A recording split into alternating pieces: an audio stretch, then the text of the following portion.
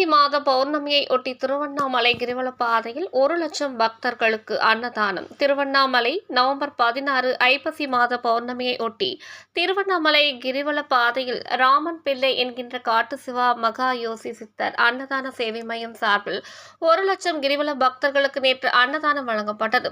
பஞ்சபூத ஸ்தலங்களில் அக்னி ஸ்தலமாகவும் நினைக்க முத்தி தரும் தலமாகவும் விளங்குகிறது திருவண்ணாமலை அண்ணாமலையார் கோவில். ஒவ்வொரு மாதமும் பௌர்ணமி நாட்களில் லட்சம் கணக்கான பக்தர்கள் திருவண்ணாமலையில் அண்ணாமலையை வலம் வந்து வழிபடுகின்றனர். இதனால் மாதந்தோறும் திருவண்ணாமலை நகரம் திருவிழா கோலாகலமாக காட்சியளிக்கிறது. ஐப்பசி மாத பௌர்ணமியை ஒட்டி திருவண்ணாமலை கிரிவல பாதையில் ராமன் பிள்ளை என்கின்ற காட்டு சிவா மகா யோசி சித்தர் அன்னதான சேவை மையம் சார்பில் 25ஆம் ஆண்டு அன்னாபிஷேகம் மற்றும் அன்னதானம் வழங்கும் நிகழ்ச்சி நேற்று நடைபெற்றது. லிங்க வடிவில் சிவபெருமானுக்கு அன்னத்தால் அலங்காரம் செய்யப்பட்டு சிறப்பு பூஜைகள் நடைபெற்றது. அதனைத் தொடர்ந்து அன்னதான சேவை மையத்தின் தலைவர் எஸ். ஏழுமலை 1,00,000 கிரிவல பக்தர்களுக்கு அன்னதானம் மற்றும் குடிநீர் வழங்கி தொடங்கி வைத்தார்.